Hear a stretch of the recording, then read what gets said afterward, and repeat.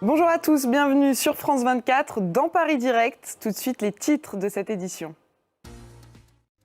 Et puis à la fin de ce journal, on s'intéressera à la carrière d'Harry Belafonte, décédé hier à l'âge de 96 ans. Chanteur très populaire aux États-Unis avec des influences qui mêlent les influences de la variété américaine, des musiques caribéennes et la culture noire de Harlem.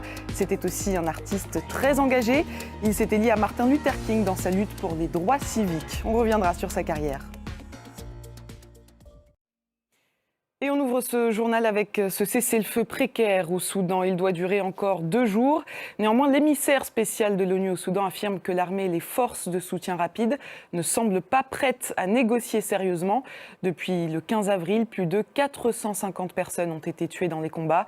4000 ont été blessés. Les dégâts matériels causés par les bombardements obligent les Soudanais à vivre dans des conditions très compliquées. Le récit de Natalia Odisharia. De son côté, la France a mis en place un pont aérien dans le cadre de l'opération Sagittaire entre Khartoum et Djibouti.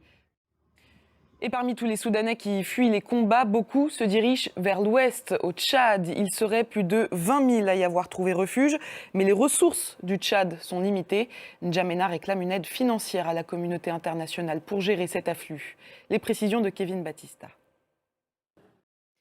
173 morts, dont 13 soldats américains. C'est le bilan d'un attentat qui avait touché les abords de l'aéroport de Kaboul en août 2021. Depuis le début de l'invasion de l'Ukraine, de nombreuses entreprises occidentales ont quitté la Russie. C'est le cas par exemple de la chaîne américaine de fast-food KFC. Eh bien, elle a été remplacée à Moscou par une copie russe, Rostix, qui vient d'ouvrir ses portes dans la capitale. Au total, une centaine de restaurants KFC doivent être relancés sous cette marque d'ici la fin de l'été. Les détails avec Natalia Odisharia.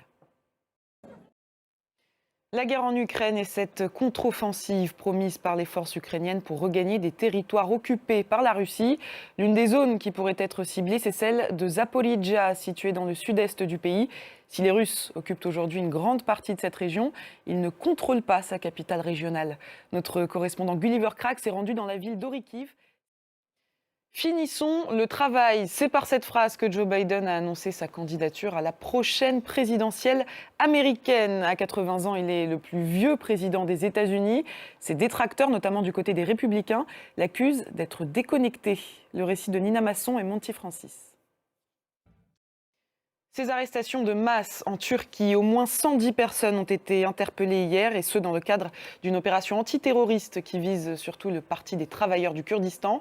Beaucoup dénoncent une tentative d'intimidation à 3 semaines des élections générales en Turquie. Noémie Roche. Une semaine de canicule exceptionnelle en Espagne. Ces prochains jours, des températures pouvant dépasser les 40 degrés sont attendues en Andalousie, dans le sud du pays. C'est maintenant l'heure du rappel des principaux titres de cette édition. Une accalmie précaire au Soudan, plus de 24 heures après l'entrée en vigueur d'un cessez-le-feu.